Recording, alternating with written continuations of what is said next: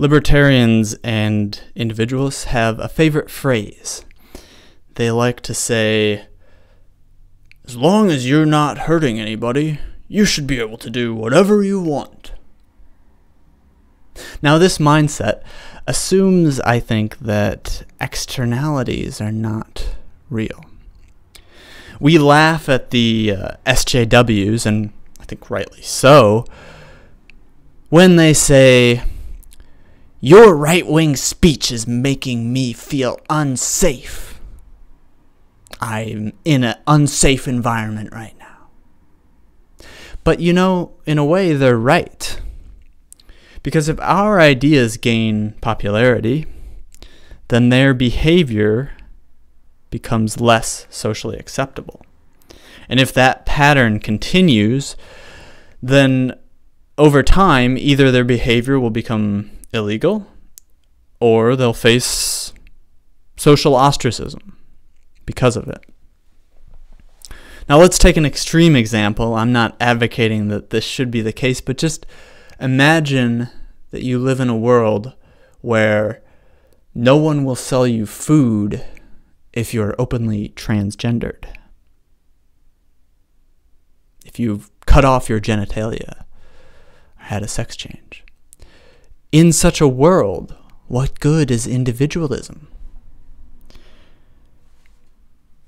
Not only is individualism arguably undesirable, but if you actually achieve true individualism, I think we cease to be human.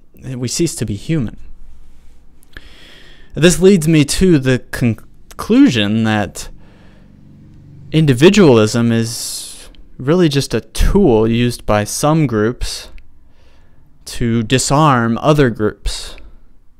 Say you're involved in a sports game and you can get your opponents to split their team into, 10 different individuals. Well, you've won the game almost by default. So, I don't think that this is necessarily such a nefarious thing. Rather, a lot of people who proclaim to be individualists espouse, a common humanity, let's bring peace on earth. A lot of this feels, actually. I think this kind of thinking, I believe, can only lead to globalism, can only lead to one world government. Because after all, if it's just individuals, then there's nothing that unites us except for a drive for power.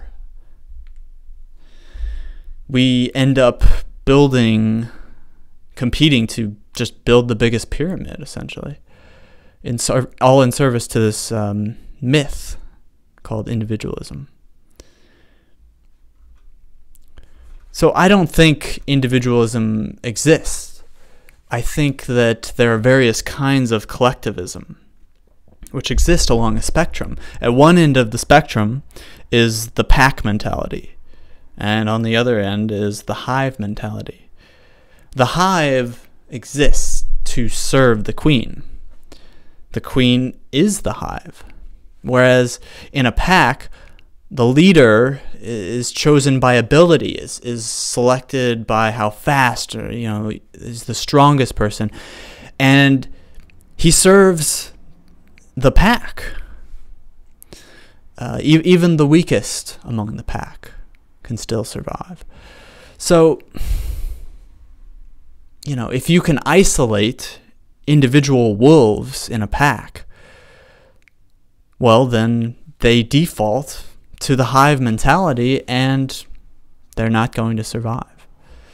Now, let me be clear. I'm talking broadly about social organizations, which are typically manifested, at least for our species, in states, in nations. However, I don't see any reason why there can't be voluntary pacts. If If you're not happy with your pack, you can just leave and go join some other pack. A lot of people, when they hear about anarcho-capitalism, they think, well, it couldn't possibly work because, we need some kind of power structure. And I think this is because they're stuck in this pack. They're stuck in this hive mentality, which necessarily requires force in order to function. So I believe this is empowering for us, really. We don't have to wait around for the next revolution, the next Ron Paul to come around and knock down the government. We can form voluntary packs. Families, communities, churches, all of these things used to be in place and serve this function in our society, but they've since been eroded due to the hive mentality, due to globalism. So I say don't fall for this myth. It's boring and it's lonely. You can be a collectivist without selling your soul to some totalitarian boot. And if that boot does come, well, who do you think is going to stand a better chance of pushing it back?